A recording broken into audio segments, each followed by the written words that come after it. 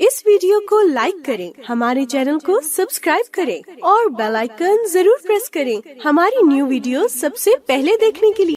आज इंशाल्लाह मैं बच्चों की तरबियत से मुतल्लिक कुछ बातें आप सबके साथ करूंगी। कोई भी शख्स जब बड़ा होता है और अल्लाह ताला उसको औलाद की नेमत से नवाजता है तो औलाद उसके लिए दुनिया की सबसे कीमती दौलत होती है। और जितना कोई भी इंसान अपनी औलाद के लिए फिक्रमंद होता है इतना किसी भी और चीज के लिए नहीं, और खुसूसन माएँ, मदर्स। एक औरत जब माँ बन जाती है तो फिर सारी जिंदगी, खा उसके बच्चे खुद पेरेंट्स बन जाएं, फिर भी वो अपने बच्चों की फिक्र नहीं छोड़ती, और माँ की ये फिक्र कब्र तक जाते हुए रहती। उसके दिल में हमेशा बच्चों की खैरखाही और बच्चों की भलाई की सोच होती कि किसी तरह मैं उन्हें कुछ भी फायदा पहुंचा सकूं। खुद भूखे रहकर, प्यासे रहकर, तकलीफ उठाकर, परेशानियां उठाकर अपने पर अपने बच्चों को तरजीह देती। अल्लाह सुब्हानहू तआला ने ये मोहब्बत हमारे दिलों में फितरी तौर पर रख दी। लेकिन वालिदैन की असल मोहब्बत, सच्ची मोहब्बत, सही मोहब्बत उसी वक्त हो सकती है जब वो अपने बच्चों को सिर्फ इस दुनिया में नहीं आखिरत में भी कामयाब देखें, क्योंकि ये दुनिया तो खत्म हो जाएगी और आखिरत की जिंदगी हमेशा हमेशा की जिंदगी। लिहाजा हम सबको इस बात की कोशिश करनी चाहिए कि हम जब बच्चों के फ्यूचर का सोचें तो वो फ्यूचर सिर्फ इस दुनिया का फ्यूचर ना हो बल्कि उनकी आखिरत का भी हो। क्योंकि अगर वो दुनिया में कामयाब तरीन इंसान भी हुए और आखिरत में नाकाम हो गए तो वो कामयाब नहीं है। हकीकी कामयाबी आखिरत की कामयाबी है। ज़ालिका हुवल फौजुल अज़ीम, वो है असल अजीम शान कामयाबी। तो इंशाअल्लाह तरबियत औलाद से मुतल्लिक कुछ टिप्स मैं आपको दूंगी। इंशाअल्लाह अल्लाह ने चाहा तो आपके लिए फायदेमंद होगी। सबसे पहली बात तो ये कि औलाद अल्लाह सुब्हानहू तआला का अतिया है, एक तोहफा है हम सब के लिए, और अल्लाह ने जिसको जो भी दिया है, बेटा हो या बेटी, उस पर राजी रहना चाहिए, क्योंकि ये तकसीम भी अल्लाह ताला की है। जिसे चाहता है बेटियां देता है, जिसे चाहता है बेटे देता है, जिसे चाहता है दोनों देता है, जिसे चाहता है कुछ भी नहीं देता, और वो सब कुछ जानने वाला है, हर चीज पर कादिर है। यानी उसको ज्यादा पता है कि किसको मुझे क्या देना चाहिए, कौन किसके काबिल है। दूसरी बात ये कि बच्चे हमारे लिए एक खुशी का बायस होते हैं, अगरचे उनके साथ तकलीफें भी होती हैं, लेकिन अल्लाह सुब्हानहू तआला ने पैगंबरों को जब औलाद की खबर दी तो उसको खुशखबरी करार दिया। मसलन ज़करिया अलैहिस्सलाम ने जब दुआ मांगी बच्चे के लिए और सारी जिंदगी मांगते रहे, बुढ़ापे में जाकर अल्लाह ने उनको औलाद दी तो फरमाया, या ज़करिया इन्ना नुबश्शिरुका बिग़ुलामिन इस्मुहु यहया, ऐ ज़करिया हम आपको ऐसे लड़के की खुशखबरी देते हैं जिसका नाम यहया होगा। तो ये सिर्फ खबर नहीं होती बल्कि खुशखबरी होती है। इसी तरह इब्राहिम अलैहिस्सलाम को जब खुशखबरी मिली इसहाक अलैहिस्सलाम की पैदाइश की तो उस वक्त भी अल्लाह सुब्हानहू तआला फरमाते फबश्शरनाहु बिइस्हाक, तो हमने उसको इसहाक की बशारत दी, यानी खुशखबरी दी। नबी सल्लल्लाहु अलैहि वसल्लम बच्चों से बहुत मोहब्बत करते थे। हजरत हसन और हुसैन जो उनके नवासे थे, उनको आप फरमाते कि ये दुनिया में मेरे फूल हैं, ये दुनिया में मेरे दो फूल हैं, यानी उन्हें फूलों से तशबीह देते। जिस तरह फूलों की केयर की जाती है और फूलों को देखकर इंसान खुश होता है, ऐसे ही वो बच्चों को देखकर खुश होते थे। और ये हकीकत है कि बच्चे हमारी आंखों की ठंडक होते हैं। इसीलिए हमें दुआ सिखाई गई है कि हम यूं मांगे, रब्बना हब लना मिन अज़वाजिना व दुर्रियातिना कुर्रता आयुनिन वजअलना लिलमुत्तकीना इमामा, ऐ अल्लाह हमें हमारे अज़वाज और हमारी औलाद से आंखों की ठंडक अता कर, यानी हम उन्हें देखें तो खुश हो जाएं और हमें मुत्तकीन का इमाम बने। इसी तरह आप सल्लल्लाहु अलैहि वसल्लम ने फरमाया कि तुम्हारी औलाद तुम्हारी बेहतरीन कमाई, यानी इंसान अपनी जिंदगी में जो कुछ भी कमाता है, अर्न करता है, उसमें सबसे बेहतरीन चीज टॉप पे जो है वो उसके बच्चे हैं, औलाद है। क्योंकि औलाद इंसान के लिए दुनिया में भी राहत, मदद, खुशी का बायस होती है और आखिरत के दर्जात में बुलंदी का भी जरिया होती है। यानी एक इंसान के अपने अमल होते हैं और एक उसके बच्चों के अच्छे काम उसके नामे अमाल में, हसनात में इजाफा करते हैं और वो उसके दर्जात की बुलंदी का जरिया बनते हैं। लेकिन याद रखिए कि जहाँ औलाद एक खुशखबरी है, खुशी का बायस है, वहाँ उसके साथ साथ एक जिम्मेदारी भी है और इसके बारे में हमसे पूछा भी जाएगा। क़यामत के दिन अल्लाह ताला इसके बारे में सवाल करेगा। हमसे बहुत सी और बातें पूछी जाएंगी, हमारी जवानी के बारे में कि वो किस काम में लगाई, हमारी इल्म के बारे में कि उस पर अमल कितना किया, माल कहाँ से कमाया, कहाँ खर्च किया, अपनी जिंदगी किन कामों में लगाई। लेकिन इसके साथ साथ मुस्नद अहमद की रिवायत में आता है कि इंसान से उसके अहले खाना के बारे में भी खुसूसियत से पूछा जाएगा کہ اس نے اپنے گھر والوں کے ساتھ کیا معاملہ کیا اور ان کی کیسی تربیت کی. اور اس میں خصوصاً ماں کو ذمہ دار قرار دیا گیا، یعنی باپ سے بھی پوچھا جائے گا، لیکن باپ کی نسبت ماں زیادہ ذمہ دار ہے کیونکہ ماں کا درجہ بھی زیادہ ہے اور بچے کا زیادہ وقت ماں کے ساتھ ہی گزرتا ہے. اللہ سبحانہ وتعالیٰ نے ماں کو بنایا ہی ایسے ہے کہ وہ نسل انسانی کی تخلیق اور تربیت اور پرورش کا کام بہترین طریقے سے کر سکے. صحیح بخاری کی روایت میں آتا ہے، عورت اپنے شوہر کے گھر اور اس کے بچے کی نگران ہے اور اس سے ان کے بارے میں پوچھا جائے گا. یعنی بعض اوقات ہسبینڈ وائف ایک دوسرے پہ ڈالتے رہتے ہیں، آپ ان کو سمجھائیں، آپ ان کو سمجھائیں، آپ ان کا خیال کریں، لیکن حقیقت یہ ہے کہ ہر ایک کا اپنا اپنا رول ہے اور اس میں ماں کی ذمہ داری زیادہ بتائی گئی ہے.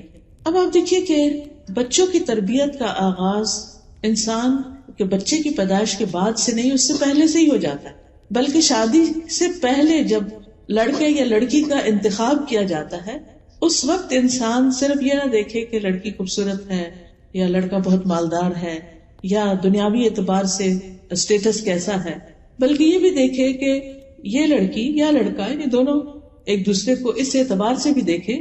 لڑکی یہ دیکھے کہ جس لڑکے کو میں پسند کر رہی ہوں یہ میرے بچوں کا باپ ہوگا تو یہ کیسا باپ ہوگا، اور لڑکا یہ بھی ضرور دیکھے کہ یہ لڑکی کل میرے بچوں کی ماں ہوگی تو یہ کیسی ماں ثابت ہوگی، کیا یہ ایک اچھی نسل کو پروان چڑھائے گی. کیونکہ جس لڑکی کو ہم اپنے گھر میں لا رہے ہیں اس کے اندر یہ کوالٹی تو ہونی چاہیے کہ وہ گھر بنانے والی ہو، اور گھر صرف ان دیواروں سے نہیں بنتا یا فرنیچر سے نہیں بنتا، گھر انسانوں سے بنتا ہے کہ انسانوں کی تربیت کیسی ہوگی. رسول اللہ صلی اللہ علیہ وسلم نے فرمایا، دنیا فائدہ اٹھانے کی چیز ہے اور دنیا کی بہترین متاع نیک عورت ہے. اور پھر اسی طرح ابو ہریرہ کہتے ہیں کہ رسول اللہ صلی اللہ علیہ وسلم نے فرمایا، جب ایسا شخص تمہارے پاس نکاح کا پیغام بھیجے جس کے دین اور اخلاق سے تم مطمئن ہو تو اس سے اپنی بیٹی کا نکاح کر دو. اگر ایسا نہیں کرو گے تو زمین میں فتنہ و فساد برپا ہوگا، یعنی بہت بگاڑ آئے گا. تو دیکھنے کی چیز، باقی چیزیں بھی ٹھیک ہے انسان دیکھے تاکہ ایک دوسرے کے ساتھ ایک کمپیٹیبلٹی ہو اور گزارا بہتر طور پر ہو، لیکن خاص طور پر دین کے بارے میں ضرور دیکھنا چاہیے. اور دین میں بھی ایسا نہیں کہ ہر شخص شیخ بن جائے گا اور پھر وہی دیندار ہوتا ہے اور باقی لوگ دیندار نہیں ہوتے. نہیں، دیندار ہونے سے مراد کیا ہے کہ انسان اللہ کے حقوق ادا کرتا ہو اور اس کے ساتھ ساتھ بندوں کے حقوق بھی ادا کرتا ہو. اللہ سبحانہ وتعالیٰ کے حقوق میں کیا چیز آتی ہے؟ جسے نماز کا فریضہ، یعنی اگر لڑکی ہے تو نماز کی پابند ہو، لڑکا ہے تو بھی نماز پڑھتا ہو. اسی طرح اگر لڑکا کما رہا ہے تو حلال کمانے والا، کیونکہ کمائی کا اولاد کی تربیت پر بہت بڑا اثر پڑتا ہے. پھر اسی طرح آپ دیکھیے کہ لڑکی ہے تو اس کے بھی یعنی کہ اخلاق کیسا ہے یا شرافت کیسی ہے، اور اس کے ساتھ ساتھ اس میں بھی نماز اور پھر ساتھ حجاب، کیونکہ جس طرح مردوں کے لیے حلال کمانا اسی طرح عورت کے لیے اس کی عزت عصمت اور اس کی شرم و حیا جو ہے اس کا لحاظ رکھنا بھی ضروری ہے. پھر اسی طرح یہ ہے کہ تربیت کے جب باری آتی ہے، یعنی شادی ہو گئی، آپس میں ایک دوسرے کے ساتھ اچھا سلوک ہے، حقوق العباد کی ادائیگی ہے، تو بچوں پر سب سے بڑی چیز جو اثر کرتی ہے وہ ماں باپ کا عمل ہوتا ہے، ان کا آپس کا اچھا سلوک اور تعلق ہوتا ہے. جس گھر میں ہسبینڈ وائف ایک دوسرے کو رسپیکٹ دیتے ہیں، ایک دوسرے سے محبت کرتے ہیں، ایک دوسرے کے ساتھ اچھے طریقے سے کمیونیکیٹ کرتے ہیں، اس گھر میں بچے ایک سکون کی فضا میں سانس لیتے ہیں اور پھر ماں باپ سے بہت سی چیزیں بن کہے سیکھتے ہیں. یعنی انسان صرف کسی لیکچر سے تربیت نہیں حاصل کرتا بلکہ عمل کی تربیت، عملی نمونہ ہونا، رول ماڈلنگ جو ہے وہ بہت اہم ہوتی ہے تربیت میں. اگر ہم چاہتے ہیں کہ ہمارے بچے نیک ہوں تو یہ ہمارے کہنے سے نہیں ہوگا، صرف ہمارے تھنکنگ سے نہیں ہوگا، بلکہ اس کے لیے ضروری ہے کہ ہم ان کے سامنے وہ اچھا نمونہ پیش کریں، وہ بن کے دکھائیں جو ہم ان سے چاہتے ہیں کہ وہ بنے. اب آپ دیکھیے کہ ہر ماں باپ کی یہ خواہش اور تمنا ہوتی ہے کہ ہمارے بچے نیک ہوں، فرما بردار ہوں، اچھے ہوں، لیکن ماں باپ کو یہ ضرور سوچنا چاہیے کہ کیا ہم اللہ کے فرما بردار ہیں؟ کیا ہم ایک اچھے انسان ہیں؟ کیا ہم اللہ کا اور بندوں کا حق دینے والے ہیں؟ اگر ہم خود نہیں کر رہے تو بچوں سے کس چیز کی ہم توقع کر سکتے؟ پھر اسی طرح آپ دیکھیے کہ اگر ہم چاہتے ہیں کہ ہمارے بچے آئندہ دین کے لیے قربانی کرنے والے ہوں تو ہمیں یہ دیکھنا ہوگا کہ ہم خود کیا قربانیاں کر رہے ہیں، ہم خود اپنے دین کے لیے کیا محنت کر رہے ہیں. اگر ہماری زندگی میں غفلت ہے تو وہ خود بخود بچوں میں ٹرانسفر ہوگی، وہ بھی اس کو ایزی لیں گے. اگر ہم خود وقت پہ نماز نہیں پڑھ رہے تو بچے کیوں پڑھیں گے؟ چاہے آپ کتنا بھی چلا کے ان کو کہیں کہ اٹھو نماز پڑھو، لیکن آپ نے خود تو پڑھی نہیں. وہ تو آپ سے پلٹ کے پوچھیں کہ آپ نے پڑھ لی، اور نہ بھی کہیں تو وہ دیکھ رہے ہیں کہ اذان ہوئی ہے، وقت ہوا ہے، اور کسی کو بھی فکر نہیں ہے، پرواہ نہیں ہے، کوئی بھی اٹھ کے نماز نہیں پڑھا تو وہ کیوں پڑھیں گے؟ چاہے انہوں نے کتنا ہی اچھا لیکچر سن رکھا ہو. حضرت عائشہ کہتی ہیں جب سے میں نے ہوش سنبھالا میں نے یہی دیکھا کہ میرے والدین اسلام پر ہیں، یعنی اسلام کی حالت میں نے ان کو اپنی تربیت کرتے ہوئے دیکھا. پھر اسی طرح بعض روایات میں یہ بھی آتا ہے کہ جو ہمارے اسلاف تھے یا نیک لوگ تھے وہ اپنے بچوں کی تربیت کے لیے اللہ کی عبادت میں زیادہ وقت لگاتے تھے، یہ سوچ کر کہ اس کا اثر ہمارے بچوں پر پڑے، ہماری اولاد پر پڑے. کسی نے کیا خوب کہا کہ جب بھی میں کسی سلجھے ہوئے نوجوان کو دیکھتا ہوں تو مجھے یقین ہو جاتا ہے کہ ضرور اس کا باپ صالح اور نیک آدمی تھا، جس کا عکس یا ریفلیکشن اس میں نظر آ رہا. کیونکہ قرآن مجید میں اللہ تعالیٰ فرماتے ہیں، سورۃ الکہف ہر جمعے کو پڑھی جاتی ہے، آج بھی آپ نے پڑھی ہوگی، کان ابوہما صالحا، وہ دو بچے جن کا خزانہ زمین میں دفن تھا اور اس کے اوپر دیوار تھی، جب وہ گر گئی تو خضر علیہ السلام نے اس کو بنایا، اور اس کی وجہ یہ بتائی کہ ان کا باپ نیک آدمی تھا، وہ فوت ہو گیا تو اللہ تعالیٰ یہ چاہتا تھا کہ ان بچوں کا خزانہ محفوظ رہے، اس لیے میں نے یہ دیوار بنا دی. خود فوت ہو چکا ہے وہ نیک آدمی، اور اس کے بچے یتیم ہیں، اپنے آپ کو پوری طرح لک آفٹر نہیں کر سکتے، لیکن اللہ سبحانہ تعالیٰ ان کے فیوچر اور ان کے مال کی اور ان کے انٹرسٹ کی حفاظت کس طرح کرتے ہیں؟ اس غیبی مدد کے ذریعے ان کی دیوار بنوا دی جاتی کہ جب یہ اپنی جوانی کو پہنچے تو پھر یہ اس مال کو استعمال کر سکے. کیونکہ نیک آدمی کو اس کی نیکی کا فائدہ اس کی اولاد کی نیکی کی شکل میں نظر آنے لگتا ہے دنیا میں، یہ دنیا میں جلد ملنے والی خوشخبری ہوتی ہے. اسی طرح ایک مشہور سپیکر ہیں ڈاکٹر نبیل، وہ کہتے ہیں مجھے جب نوافل کی ادائیگی میں سستی اور کاہلی ہونے لگتی ہے تو مجھے میرے بیٹے اور دنیا کی پریشانیاں یاد آتی کہ کہیں نفلوں کی ادائیگی میں میری سستی اور کاہلی میری اولاد کی پریشانیوں کا سبب نہ بن جائے. کیونکہ انسان جب نفل پڑھتا ہے، تہجد پڑھتا ہے، تو پھر اپنی اولاد کے لیے دعائیں کرتا ہے، اور اگر کوئی نماز ہی نہیں پڑھتا یا تہجد ہی نہیں پڑھتا تو دعا کس وقت کرے گا؟ وہ تو دعا کرتے ہوئے بھی شرمائے گا. تو وہ کہتے ہیں کہ یعنی جب مجھے تھوڑی سستی آنے لگے تو مجھے اپنے بچے یاد آنے لگتے ہیں کہ میں نے ان کی خاطر اٹھنا ہے اور دعائیں کرنی ہے ان کے لیے. تو یہ چیز ان کو عبادت میں اور زیادہ آگے بڑھاتی.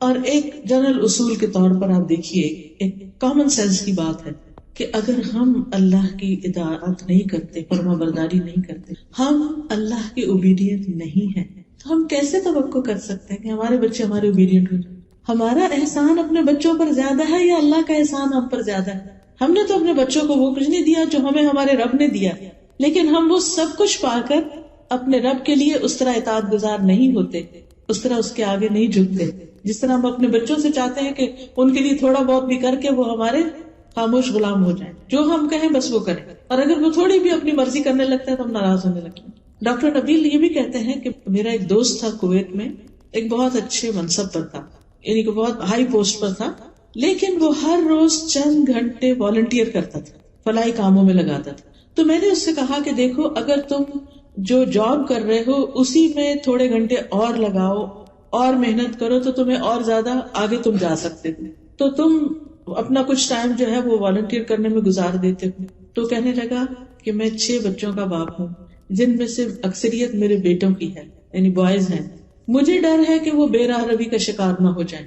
جب سے میں نے قرآن مجید میں کان ابوہما صالحا کی تفسیر پڑھی ہے کہ ان کا باپ نیک آدمی تھا، اس لیے ان بچوں کی اللہ نے کیئر کی، تو میں نے اپنی زندگی کا ایک بڑا حصہ فلاحی کاموں میں لگا دیا ہے. میں والنٹیئر کرتا ہوں اور اس کے اثرات میں اپنے بچوں میں دیکھ رہا ہوں. کیونکہ بچے جب دیکھتے ہیں نا کہ ہمارے ماں باپ سب کی خدمت کرتے ہیں، سب کے کام آتے ہیں اور اپنا وقت لگاتے ہیں، تو پھر ان کے اندر اس چیز کی ایک قدر ہوتی ہے، ایک ڈگنیٹی ہوتی ہے. لیکن اگر کوئی بچہ یہ دیکھے کہ باپ بیکار پڑا سوتا ہی رہتا ہے اور کوئی کام وقت پہ نہیں کرتا، اپنی ذمہ داریاں بھی نہیں پوری کرتا، کما کے بھی نہیں لاتا، تو وہ اس کے لیے کیسا رول ماڈل ہو؟ اور وہ باپ پھر بچوں سے کیا توقع کر سکتا ہے کہ وہ اس کے لیے کیسے بچے بنے؟ پھر اگر ہم بھی چاہتے ہیں کہ ہمارے بچے نیک ہوں، فرمانبردار ہوں، صالح ہوں، تو ہم سب کو چاہیے کہ ہم چاہے جاب کرتے ہوں، چاہے کچھ کام کرتے ہوں، چاہے ہم بزنس کرتے ہوں، کوئی کمائی کرتے ہوں، لیکن اس کے ساتھ ساتھ ہم ضرورت مند انسانوں کی مدد بھی ضرور کریں. ہم اپنے آپ کو والنٹیئر کریں کسی بھی جگہ، جو بھی ہماری اسکل ہے، اپنے علم کے ساتھ، اپنی طاقت کے ساتھ، اپنے مال کے ساتھ دوسروں کی خدمت کریں.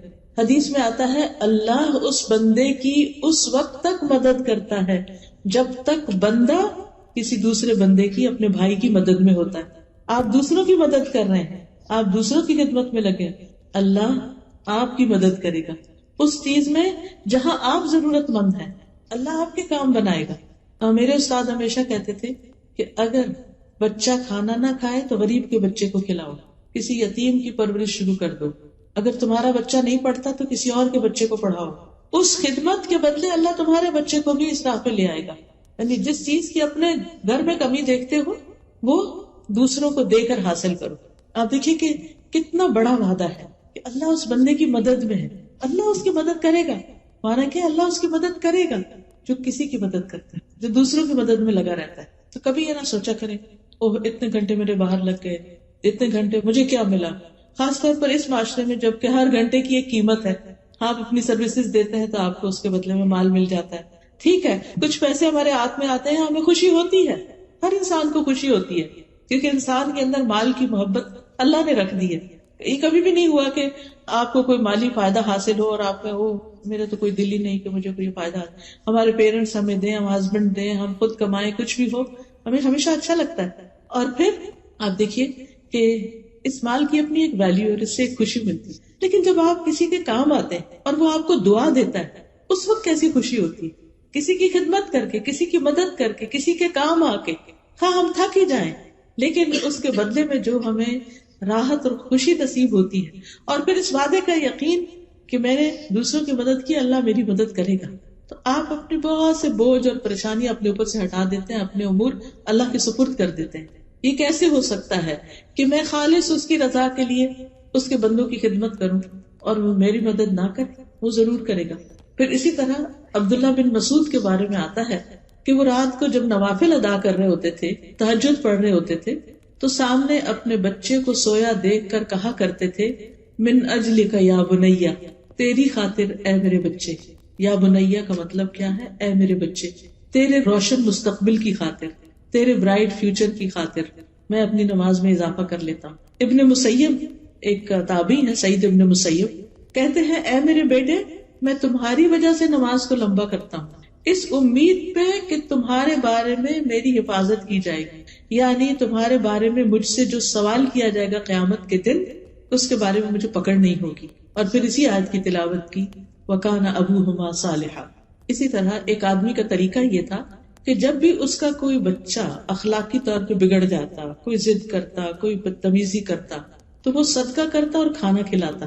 یہ دو کام کرتا، صدقہ کرتا، کھانا کھلاتا. کیوں؟ کیونکہ قرآن مجید کی آیت میں آتا ہے خذ من اموالہم صدقۃ تطہرہم وتزکیہم بہا، ان کے مالوں سے صدقہ لے کر اس کے ساتھ انہیں پاک کرے گا اور انہیں صاف کرے گا. یعنی تم انہیں پاک کرو گے، صاف کرو گے ان کے مالوں میں سے صدقہ لے کر. تو گویا مال میں سے صدقہ نکالنا اور اسی طرح خاص طور پر کھانا کھلانا یہ کس نیکی میں سے ہے کہ جس کی وجہ سے انسان کا اپنا بھی تزکیہ ہوتا ہے اور اولاد بھی سدھرتی ہے، نیک بنتی ہے.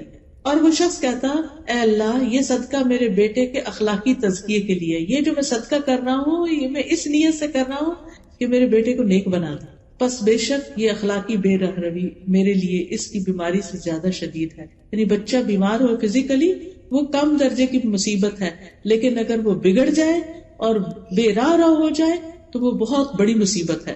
پھر اسی طرح ایک اور آدمی کا واقعہ یہ ملتا ہے کہ اس کے پاس اتنا نہیں تھا جس سے وہ بہت زیادہ مالی صدقہ کر سکے، وہ بس اتنا ہی کماتا تھا جس سے اس کی اپنی گزران ہوتی تھی، اس کے پاس دینے کے لیے زیادہ نہیں ہوتا تھا.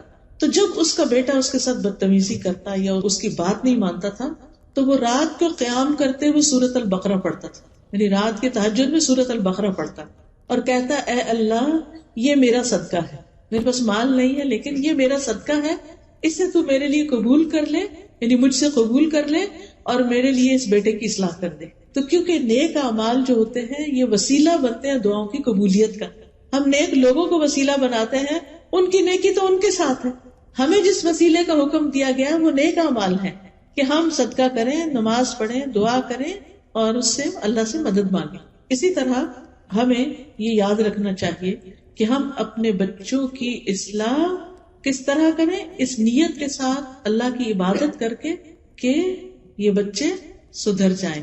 اور یاد رکھیں کہ ہمارے ہاتھ میں کوئی طاقت نہیں کہ ہم اپنے بچوں کو نیک بنا سکیں جب تک اللہ کی مدد نہ ہو. وہی مدد کرنے والا ہے. پھر اسی طرح اللہ کا تقوی اختیار کرنا، اللہ سے ڈرنا.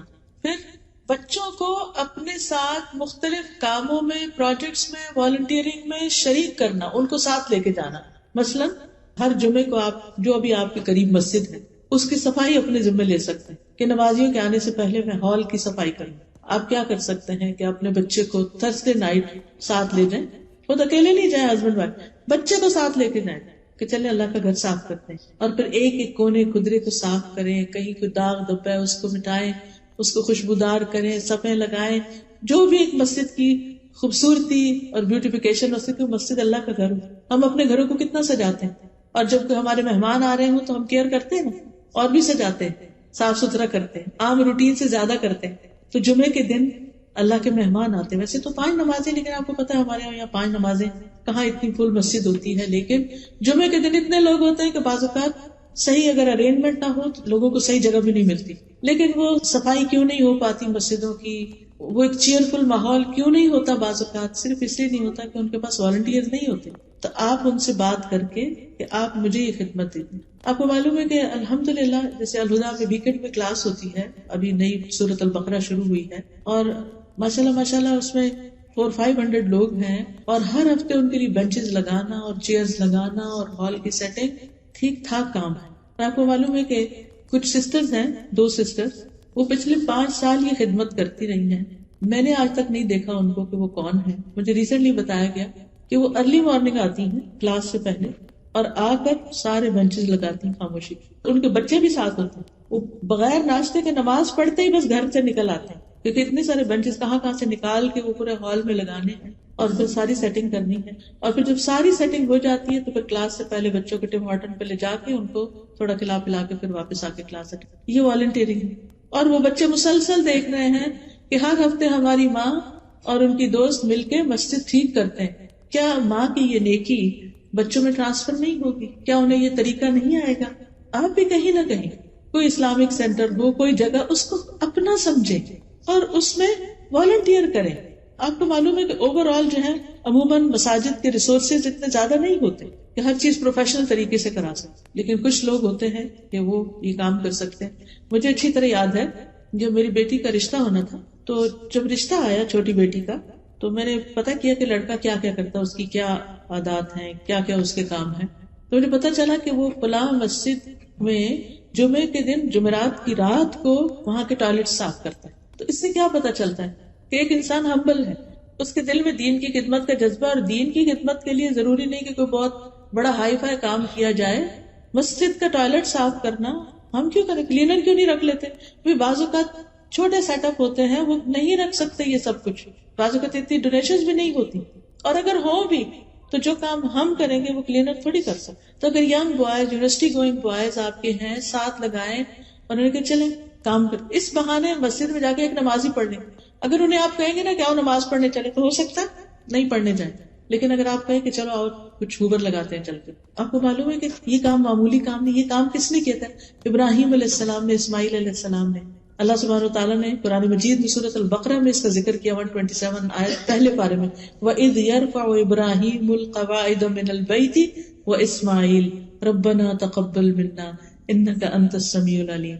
اور جب ابراہیم اور اسماعیل بیت اللہ کی بنیادیں اٹھا رہے تھے، باپ نے بیٹے کو ساتھ لگایا اور تعمیر کی، تو انہوں نے دعا کیا ہمارے رب ہم سے یہ قبول کر لے، بے شک تو سب کی سننے والا اور جاننے والا ہے. پھر اللہ تعالیٰ نے دونوں کو حکم دیا کہ انطہر بیتی للطائفین والعاکفین والرکع السجود، میرے اس گھر کو صاف کرو طواف کرنے والوں کے لیے، سجدہ کرنے والوں کے لیے، رکوع کرنے والوں کے لیے، اعتکاف بیٹھنے والوں کے لیے. پیغمبر ہیں دونوں، پیغمبر دوسرے چھوٹے تو بعد میں بنے، لیکن پیغمبر ہیں، بہت معزز ہیں، لیکن وہ اللہ کا گھر تعمیر بھی کرتے ہیں اور اس کی صفائی بھی کرتے ہیں. یہ کوئی معمولی کام نہیں.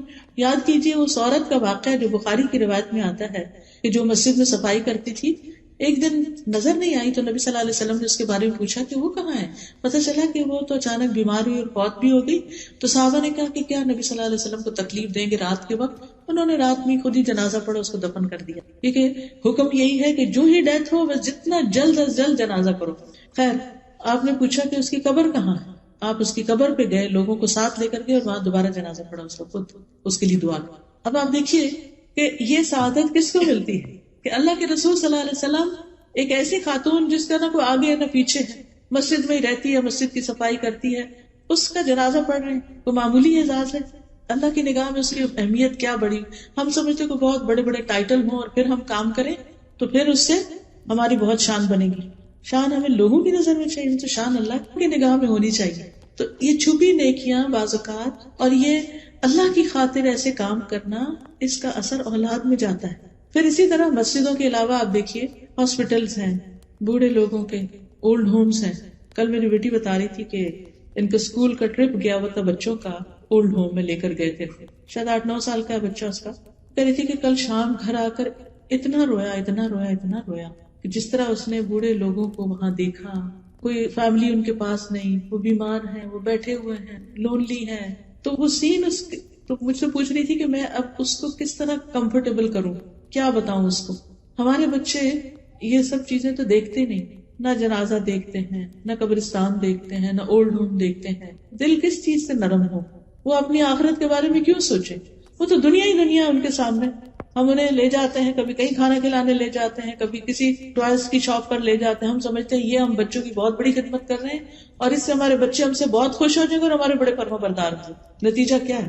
جتنی ہم ان کو عیش کروا رہے ہیں, جتنی ہم ان کی ہر خواہش پوری کرتے چلے جا رہے ہیں, اتنا ہی وہ مزید بگڑتے چلے جا رہے ہیں. کسی بات پہ خوش ہوتے ہی نہیں, کیونکہ وہ ایک چیز وہ اب ان کی نگاہ سے اتر گئی, اب ان کو اس سے بڑی انٹرٹینمنٹ چاہیے, اس سے بڑی انٹرٹینمنٹ چاہیے.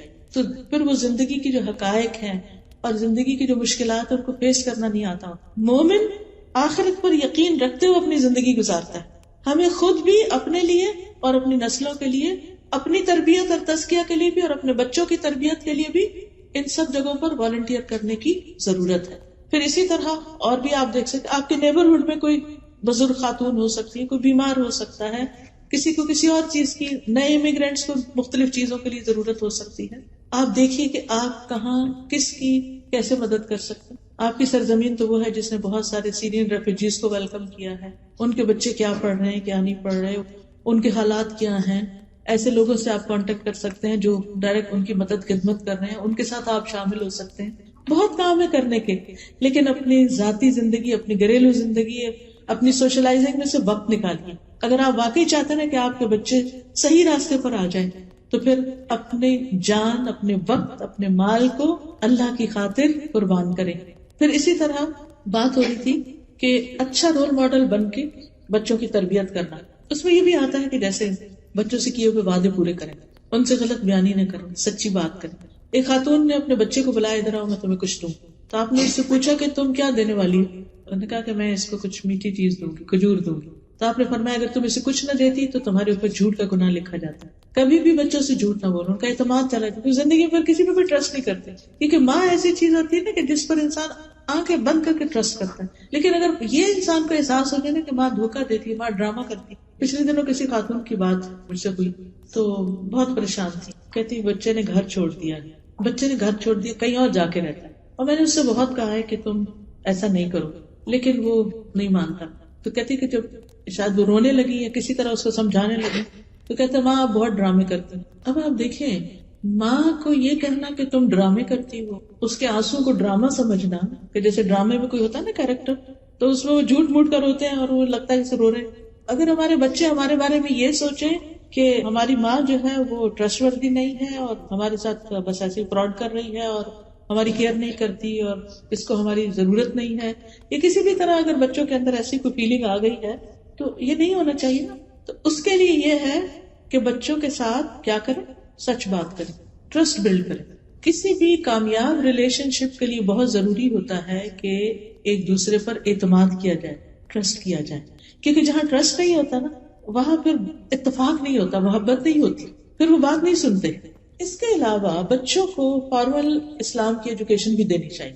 دنیا کی تعلیم تو لے رہے ہیں اگر اسکول میں جاتے ہیں تو آپ دیکھیں دن کا ایک بڑا حصہ اسکول میں گزار کے آتے ہیں، لیکن اگر وہ گھر پہ ہیں اور آفٹرنون میں آپ خود ان کو سکھا سکتے ہیں، یا کسی مسجد میں یا کہیں بھی ان کو بھیج سکتے ہیں، تو دین کی باقاعدہ تعلیم دیں. دیکھیے کہ ہم میں سے اکثریت نے اس ماحول میں آنکھ کھولی ہے جہاں ہمارے کانوں میں اذانوں کی آوازیں بھی پڑتی تھی، آس پاس مسجدیں بھی تھی، گھروں میں نمازیں بھی پڑھی جاتی تھی، بہت کچھ دیکھ دیکھ کے ہم سیکھ گئے اسلام کے بارے میں. لیکن ہمارے بچوں کو بہت کچھ سکھانے کی ضرورت ہے، تب وہ ان کو پتہ چلے گا کہ یہ دین ہے، یہ اسلام ہے. تو اس میں آپ دیکھیے کہ حضرت لقمان نے اپنے بیٹے کو جو سب سے پہلی چیز سکھائی تھی وہ کیا تھی؟ یا بنی لا تشرک باللہ ان الشرک لظلم عظیم. سب سے پہلی چیز یہ کہ بچوں کا عقیدہ درست کریں، ان کو توحید سکھائیں، ون نفس اللہ سبحانہ وتعالی. کیونکہ اگر وہ توحید پر ہے نا تو کوئی ان سے غلطی کوتاہی ہو بھی گئی تو اللہ تعالیٰ معاف کر دے گا. لیکن اگر شرک میں انہوں نے زندگی بسر کی تو شرک تو بہت بڑا ظلم ہے، شرک کا گناہ کبھی معاف نہیں ہوگا جب تک کہ اس سے توبہ نہ کر لیں. تو لا الہ الا اللہ کا معنی سکھانا بہت ضروری. وہ کیسے؟ عبداللہ بن عباس کہتے ہیں کہ ایک دن میں نبی صلی اللہ علیہ وسلم کے پیچھے سوار تھا تو آپ نے فرمایا، اے لڑکے، میں تجھے چند کلمات سکھا رہا ہوں، اللہ کے احکام کی حفاظت کرو، اللہ تمہاری حفاظت کرے گا. اللہ کی حفاظت کرو یعنی اللہ کے احکامات کی، تم اسے اپنے سامنے پاؤ گے. جب مانگو اللہ سے مانگو، یہ ہے توحید کہ جب مانگو اللہ سے مانگو. اس لیے بچوں کو کوئی بھی چیز ضرورت ہو تو آپ اسے کہ اچھا اللہ سے دعا کرو اور پھر آپ اس کو ہیلپ کریں، لیکن اسے اپنے سے نہیں جوڑیں، اللہ سے جوڑیں. پھر جب مدد چاہو اللہ سے مدد مانگو، امتحان میں مدد چاہیے، بزنس میں، جاب میں، کسی بھی چیز میں اللہ سے مدد مانگو. جان رکھو اگر ساری دنیا مل کر تمہیں کوئی نفع پہنچانا چاہے تو تمہیں کچھ نفع نہیں دے سکتی، کچھ فائدہ نہیں دے سکتی سوائے اس کے جو اللہ نے تمہارے لیے لکھ دیا. اور اگر سارے مل کر تمہیں کوئی نقصان دینا چاہے تو تمہیں کچھ نقصان نہیں دے سکتے سوائے اس کے جو اللہ نے لکھ دیا. قلم اٹھا لیے گئے صحیح پہ خشک ہو گئے. تو اس سے کیا پتہ چلتا ہے کہ بچوں کو بچپن سے ہی بتا دینا چاہیے کہ اصل فائدہ اور نقصان اللہ کے ہاتھ میں، کوئی تمہارا کچھ نہیں بگاڑ سکتا، تاکہ ان کے اندر ایک بہادری ہو. اور پھر یہ سکھاؤ کہ جو کچھ چاہیے اللہ کی طرف رجوع کرو. یہ ہے توحید. آپ کو معلوم ہے کہ حضرت یعقوب علیہ السلام کی جب وفات ہوئی تو وفات سے پہلے وہ اپنے بچوں کو جو وصیت کر رہے تھے اس کے بارے میں قرآن میں آتا ہے، ام کنتم شہداء اذ حضر یعقوب الموت اذ قال لبنیہ ما تعبدون من بعدی قالوا نعبد الہک والہ آبائک ابراہیم واسماعیل واسحاق الہ واحدا ونحن لہ مسلمون. کیا تم موجود تھے اس وقت جب یعقوب کو موت آئی، جب اس نے اپنے بیٹوں سے کہا میرے بعد کس کی عبادت کرو گے؟ پیغمبر ہے اللہ کے یعقوب علیہ السلام، جن کے بیٹے یوسف علیہ السلام بھی، اور باقی بھائی تو آپ کو معلوم ہے وہ قصہ. تو ان کو وہ جوان بیٹے تھے، بڑے تھے، سمجھدار تھے، ان کو کہہ رہے ہیں کہ میرے بعد تم کس کی عبادت کرو گے یہ بتاؤ، حالانکہ وہ اسلام پر تھے. آج آپ دیکھیں آپ کے بچے جس ماحول میں رہ رہے ہیں، کیا یہ میک شور کرنا جاننا ضروری نہیں کہ ہمارے بعد ہمارے بچے، ہماری نسلیں اسلام پر ہوں؟ تو ان سے پوچھنا چاہیے کہ ہمارے بعد تم کس ریلیجن کو فالو کرو گے، کس دین پر ہوگے تم؟ تو انہوں نے کہا ہم آپ کے الہ یعنی اللہ کی عبادت کریں گے جو آپ کا الہ ہے، آپ کے باپ دادا کا، ابراہیم کا، اسماعیل اور اسحاق علیہ السلام کا، الہ واحدہ ونحن لہ مسلمون، اور ہم سب اسی کے مسلمان فرمانبردار ہیں. اس سے کیا پتہ چلتا ہے کہ پیغمبروں نے اپنی اولاد کو ایک الہ کی عبادت کی تعلیم دی اور مرتے دم تک اس کی فکر کی. پھر ان کے اندر اللہ کا ڈر پیدا کیا جائے، لوگوں کا ڈر نہیں پیدا کریں، اس سے بزدلی آتی، اللہ کا ڈر، اس سے قوت آتی. حضرت لقمان ہی کے بارے میں جو ابھی آیات پڑھی گئی، انہوں نے کہا تھا یا بنیا، اے میرے چھوٹے بچے، بے شک اگر کوئی چیز رائی کے دانے برابر ہی کیوں نہ ہو، آسمان میں ہو، چٹان میں ہو یا آسمانوں یا زمین میں، اللہ اس کو لے آئے گا. بے شک اللہ بڑا باریک بین، پوری خبر رکھنے والا. تو اللہ سبحانہ تعالیٰ کے ناموں اور صفات کا علم دے بچوں کو کہ اللہ کون ہے، اللہ کی پہچان دے، پھر آخرت کا تصور دے ان کو. یاد ہوگا آپ کو کہ نبی صلی اللہ علیہ وسلم نے جب ابتدائی دعوت دی تھی اسلام کی تو آپ نے اپنے خاندان والوں کو دعوت پہ بلایا تھا. تو اس وقت سب سے خطاب کر کے کیا کہا تھا؟ کچھ یاد ہے آپ کو کہ جب آپ نے اپنے خاندان والوں کو دعوت پر بلایا تھا تو اس وقت کیا کہا تھا؟ وَأَنذِرْ عَشِيرَتَكَ الْأَقْرَبِينَ، اپنے قریبی رشتہ داروں کو خبردار کرو. آپ نے ایک ایک کر کے سب کے نام لیے تھے. پھر خواتین میں سے پھپھی کا نام لیا اور اپنی بیٹی کا نام لے کے کہا اے فاطمہ بنت محمد صلی اللہ علیہ وسلم، اپنے آپ کو جہنم کی آگ سے بچاؤ. میں اللہ کی طرف سے تمہارے لیے کسی چیز کا اختیار نہیں رکھتا. تم لوگوں سے رشتہ ہے، میں اسی طرح جوڑتا رہوں گا جس طرح جوڑنا چاہیے، لیکن اللہ کے ہاں رشتے ختم ہو جائیں گے، تمہیں میں نہیں بچا سکتا. تو آخرت کی فکر ڈالی اپنی بیٹی کے اندر کہ اپنے لیے خود کچھ کرو. پھر اللہ تعالیٰ سارے اہل ایمان کو حکم دیتا ہے یا ایھا الذین آمنوا قوا انفسکم واہلیکم نارا، اے ایمان والو اپنے آپ کو گھر والوں کو آگ سے بچاؤ. اور اس کے لیے پہلا قدم توحید اور دوسری چیز عبادات میں نمازوں کی پابندی. 7 سال کا بچہ ہو جائے تو نماز شروع کرا دیتے، ایک نماز سے شروع کرے، پھر 2 3 4 5، جب تک 10 سال کا ہو 5 کی عادت پڑ جائے، اور پھر مسجد کی عادت پڑ جائے، صبح وقت پہ جاگنے کی عادت پڑ جائے، اور پھر سنتوں اور نوافل کی بھی. کیونکہ بعض اوقات بچوں کو ہم فرض پہ لگاتے ہیں نا، ساری زندگی پھر فرض پر ہی رہتے ہیں، یہ بڑی مشکل ہو جاتی ہے، انہیں سنت پڑھنی مشکل ہو جاتی ہے. تو بچپن 10 سال کی عمر میں پھر تھوڑی تھوڑی سنتیں بھی ساتھ شروع کرا دیں، کیونکہ بڑے ہو کے عادتیں توڑنا بڑی مشکل ہو جاتی ہے. پھر اسی طرح روزے رکھوانا. ربیہ کہتی ہیں کہ ہم عاشورہ کا روزہ خود بھی رکھتے ہیں، بچوں کو بھی رکھواتے، اور جب مسجد جاتے تو ان کے لیے اون کا کھلونا بناتے. جب کوئی افطار کے قریب کھانے کے لیے روتا تو ہم اس کو کھلونا دے دیتے کہ کھیلو، دل بہلاؤ، روزہ رکھو. یعنی چھوٹے بچوں کو بھی روزہ پورا کرواتے، بچوں کو حج عمرے پہ لے کے جانا. بعض اوقات ہم ہالیڈیز پہ ادھر جا رہے ہیں ادھر جا رہے ہیں، لیکن اللہ کے گھر لے جانے سے بہت فرق پڑتا ہے. ایمان تازہ ہوتا ہے، ان کے اندر یقین پیدا ہوتا ہے، وہ جو شک والی کیفیت ہے نا وہ دور ہوتی ہے. اس گھر کے اندر اللہ نے ہدایت کا سامان رکھا ہے، روشن نشانیاں رکھی. تو بچوں کو بھی کہہ سکتے، خود بھی کہ چلے سب مل کے پیسے جمع کرتے ہیں اور ہم عمرے پہ یا حج پہ جائیں گے. کیونکہ صحابہ جو تھے وہ اپنے بچوں کو بھی ساتھ لے جاتے تھے حج پہ. پھر قرآن سکھائیں، قرآن کی تعلیم دیں، صرف ناظرہ اور حفظ نہیں، قرآن کو سمجھنے کی بھی، سمجھ کر پڑھیں. کسی کا کہنا ہے اپنے بچے کو قرآن سکھا دو، قرآن اسے سب کچھ سکھا دے گا. یعنی جو تم اسے نہیں نہ سکھا سکتے، تربیت نہیں کر سکتے، یہ کرو یہ نہ کرو، تو اگر تم اسے قرآن سکھا دو گے اسے سب باتیں خود ہی پتہ چل جائیں گی، تو تمہارا بہت کام کم ہو جائے گا. نہیں تم ایک کام کر لو، باقی کام وہ کرے گا. اسی طرح نبی صلی اللہ علیہ وسلم کی سیرت، احادیث اور دعائیں، خاص طور پر حفاظت کی دعائیں، صبح شام کی دعائیں، تاکہ بچے ہر طرح کے شر سے محفوظ رہیں. جب چھوٹے ہوتے ہیں تو مائیں خود پڑھ پڑھ کے دم کرتی رہتی ہیں، لیکن جب بڑے ہو جاتے ہیں پھر کوئی بھی نہیں پڑھتا، تو یا مائیں دور سے پڑھ رہی ہوتی ہے، نہیں ان کو سکھاتے وہ خود پڑھیں اپنے اوپر. چوتھی چیز جو ہے وہ ہے اخلاق سکھانا، اخلاق اور تمیز اور آداب اور مینرز. سویلائزڈ اور مہذب بچے، عمدہ آداب، اچھے اخلاق. اور اس میں پہلی چیز یہ ہے کہ کسی کے ساتھ برا سلوک نہ کریں، کسی کے لیے بہت کچھ نہ بھی کر سکے تو برا سلوک نہیں کریں، گالی گلوچ نہ دیں، لڑائی جھگڑا نہ کریں، کسی کے کھلونے نہ چھینے، کسی کی کوئی چیز چرا کے نہ گھر میں لے آئیں. ہوتا ہے نا بعض اوقات بچے اسکول میں ان کو کسی کی چیز پسند آتی ہے، وہ کہتے لاؤ ادھر میں لے لوں، زبردستی بھی لے لیتے ایک دوسرے سے. ان کو کانسیپٹ ہی نہیں ہوتا چوری ووری کا، ان کو یہ ہوتا بس یہ چیز مجھے اچھی لگی ہے تو یہ تو مجھے ہی چاہیے. تو یہ بچپن سے ہی تمیز سکھانے کی کہ کسی کی چیز ہماری چیز نہیں ہے، ہم نہیں لے سکتے. حضرت لقمان ہی کی نصیحتوں میں کیا ابھی سنا آپ نے، عربی میں چونکہ آیات تھی، انہوں نے کہا اے میرے چھوٹے بیٹے نماز قائم کرو، نیکی کا حکم دو، برائی سے منع کرو، اس مصیبت پر صبر کرو جو تمہیں پہنچی ہے. سبحان اللہ، چھوٹے بچے کو سکھایا جا رہا ہے کہ صبر کرو. اب جو بچہ چھوٹی سی چوٹ لگ چیخنا پکارنا شروع کر دیتا ہے تو اس کو ہر وقت چیخنے کی اجازت نہ دیں. اور پھر کہا کہ یہ ہمت کے کاموں میں سے ہے، لوگوں کے لیے اپنا رخسار نہ پھلاؤ، منہ پھلا کے مت بیٹھو، زمین میں اکڑ کے نہ چلو. اللہ کسی اکڑنے والے فخر کرنے والے سے محبت نہیں رکھتا. اپنی چال درمیانی رکھو، اپنی آواز نیچی رکھو، سب آوازوں سے بری یقیناً گدھوں کی آواز ہوتی ہے. یہ انہوں نے اپنے بچے کو تمیز سکھائی، ایٹیکیٹس اور مینرز. ہمارا فرض بھی بنتا ہے کہ ہم بچوں کو ہر طرح کے آداب سکھائیں، لباس پہننے کے، سونے کے، جاگنے کے، گھر سے نکلنے، گھر میں داخل ہونے، سواری پر بیٹھنے کے، زندگی کے سارے معاملات میں. لیکن یہ سب کچھ اسی وقت سکھایا جا سکتا ہے جب ہم خود بھی سیکھیں، ہمیں خود بھی آتا ہو. پھر اسی طرح گھر میں آتے ہوئے اجازت لینے کے، کسی کی چیز اٹھاتے ہوئے، ایون بہن بھائیوں کی بھی چیز لینی ہے نا تو وہ طریقہ سکھایا کہ دیکھو اجازت سے لینی، زبردستی نہیں لینی کسی کی چیز. پھر اسی طرح گفتگو کے آداب، چیخنے چلانے کی اجازت نہ دیں، اپنا لہجہ درست رکھے بچے. لیکن مشکل یہ ہے نا کہ اگر ہم مائیں خود چیخے چلائیں گی تو پھر بچے کیسے سمجھیں گے. اس کے لیے آپ کو چھوٹی سی ٹپ دیتی ہوں. سورۃ لقمان کی یہی آیت جو ہے نا، وَاقْصِدْ فِي مَشْيِكَ وَاغْضُضْ مِنْ صَوْتِكَ إِنَّ أَنكَرَ الْأَصْوَاتِ لَصَوْتُ الْحَمِيرِ. اس کو زبانی یاد کر اور دن میں کئی دفعہ پڑھ کہ اللہ کو یہ آواز ناپسند ہے جو ہم چیخ چلا کے بچوں کو بولتے ہیں نا، اللہ اسے گدھوں کی آواز سے تعبیر کرتا ہے. یہ نہیں کرنا، بار بار اپنے آپ کو ریمائنڈ کرنا. سورۃ لقمان کی آیت نمبر 19 ہے. ٹھیک ہے. اور ذرا اگر اس سے پیچھے سے چلے ہم تھوڑا سا، وَلَا تُسَعِّرْ خَدَّكَ لِلنَّاسِ، منہ موڑ کے نہیں بات کرتے.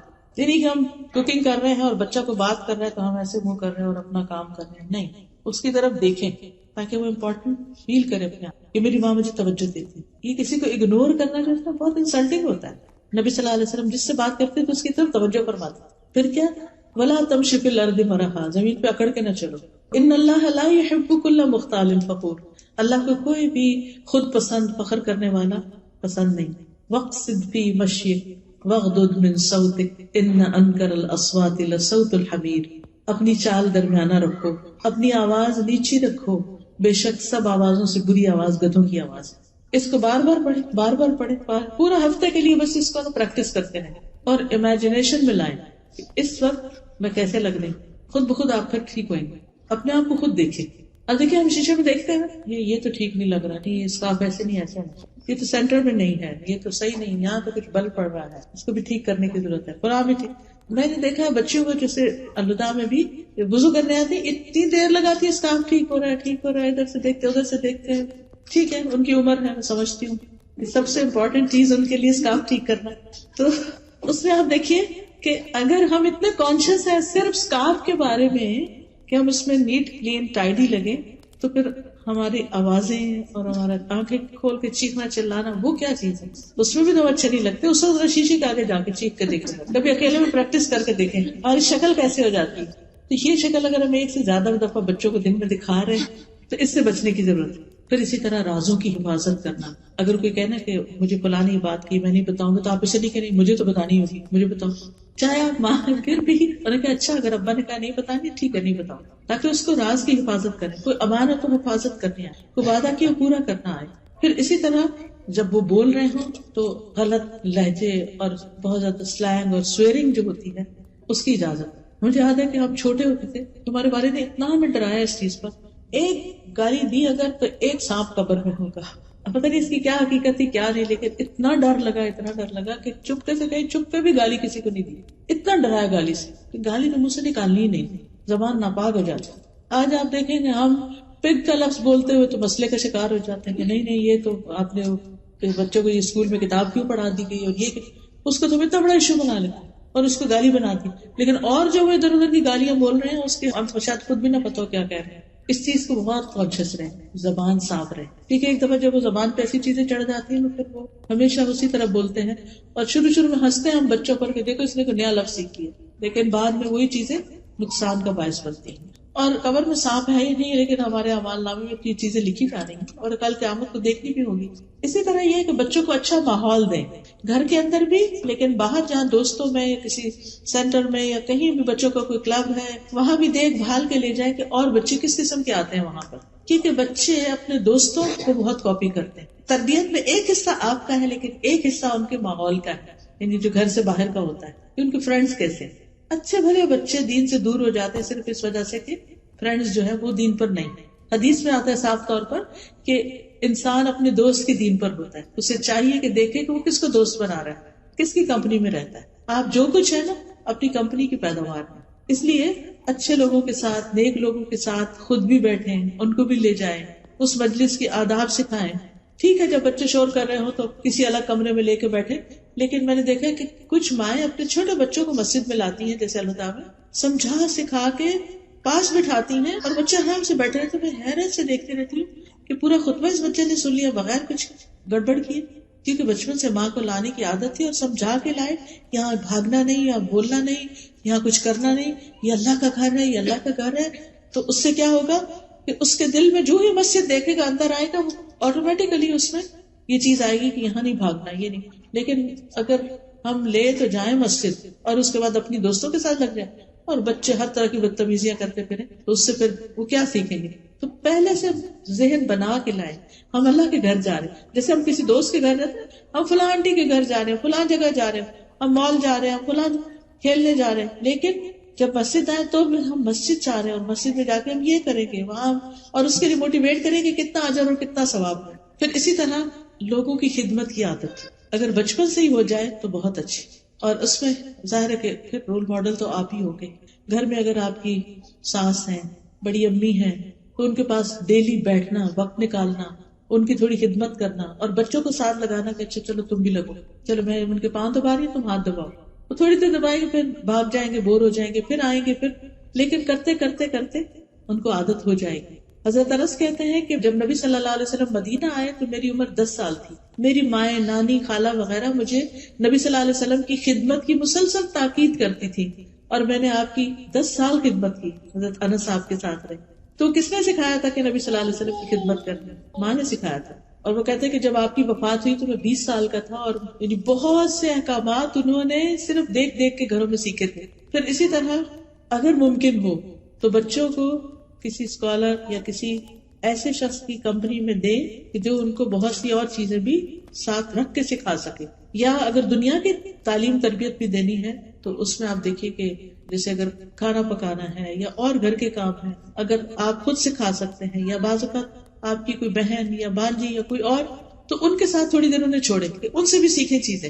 اس سے تھوڑا ان کو ویرائٹی بھی مل جاتی ہے اور ڈفرینٹ لوگوں سے ڈفرینٹ چیزیں بھی وہ سیکھ سکتے ہیں. تو باصلاحیت لوگوں کی نگرانی میں بچوں کو دینا، ان کی کمپنی دینا.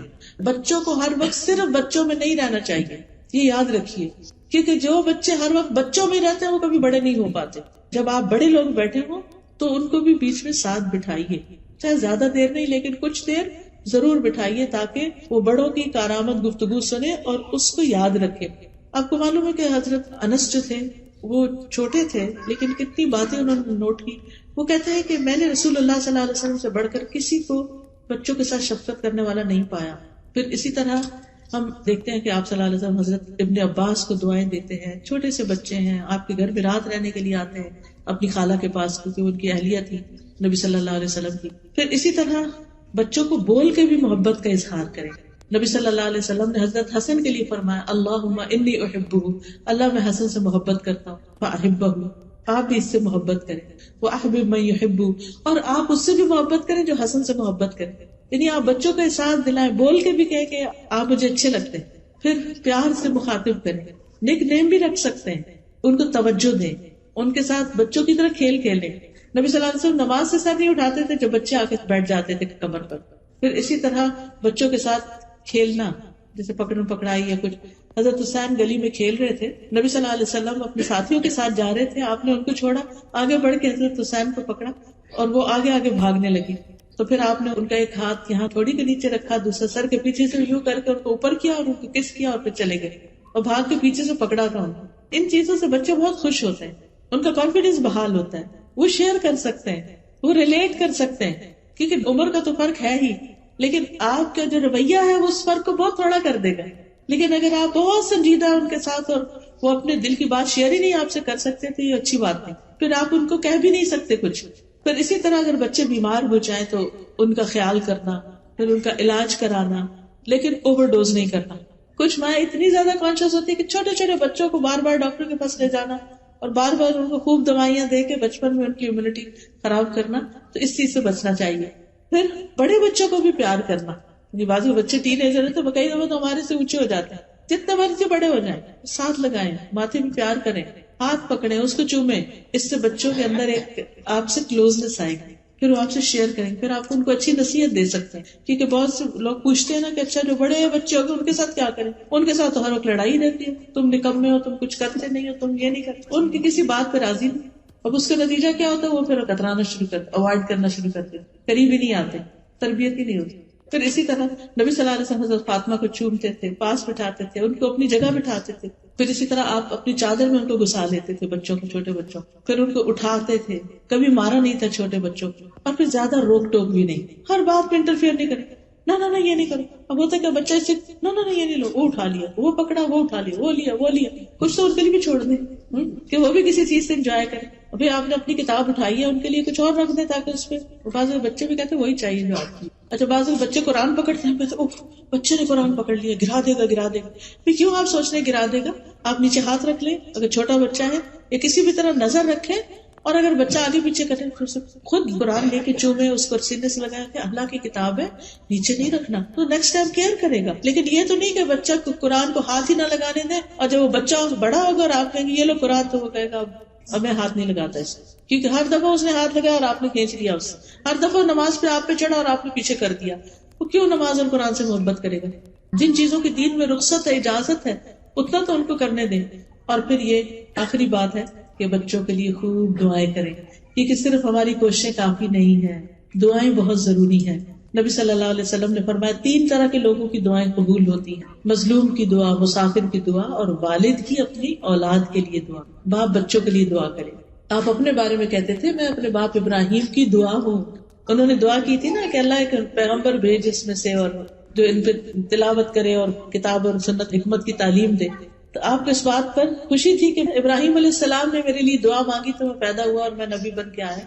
تو آپ اپنے بچوں کے لیے دعا میں اللہ ان کو ایسا بنا دے، ایسا بنا دے، ایسا بنا دے. جو بھی آپ کے ڈریمز ہیں، جو بھی خواب ہیں، اور ان کے سامنے بھی بولا کریں. اور کبھی بچوں کو بد دعا نہ دیں، غصے میں آ کے بد دعا نہیں، کیونکہ ہوتا کیا اس سے اگر قبول ہو گئی تو کون روئے گا. اور نیک اولاد کے لیے دعائیں.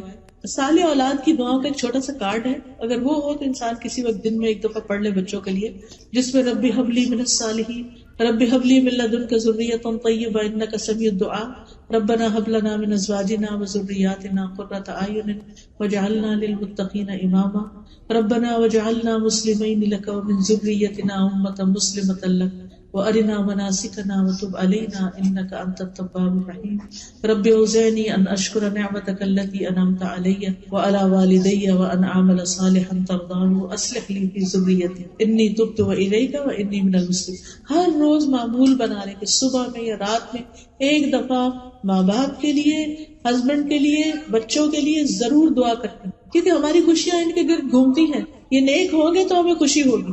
پھر رب اجعلنی مقیم الصلاۃ ومن ذریتی ربنا وتقبل دعا، پھر واجنبنی وبنی ان نعبد الاصنام، اور پھر اللہم انی اعوذ بک من جار السوء ومن زوج تشیبنی قبل المشیب ومن ولد یکون علی ربا. اے اللہ میں تیری پناہ طلب کرتا ہوں برے پڑوسی سے، ایسی بیوی سے جو مجھے بڑھاپے سے پہلے بوڑھا کر دے، یا ایسے شوہر سے، اور ایسی اولاد سے جو میرا آقا بن بیٹھے، یعنی اولاد ہماری ہمیں کنٹرول کرنا شروع کر دے، ایسے مال سے جو میرے لیے عذاب بنے، ایسے چال باز دوست سے جس کی آنکھیں مجھے دیکھ رہی اور جس کا دل میری نگرانی کرتا.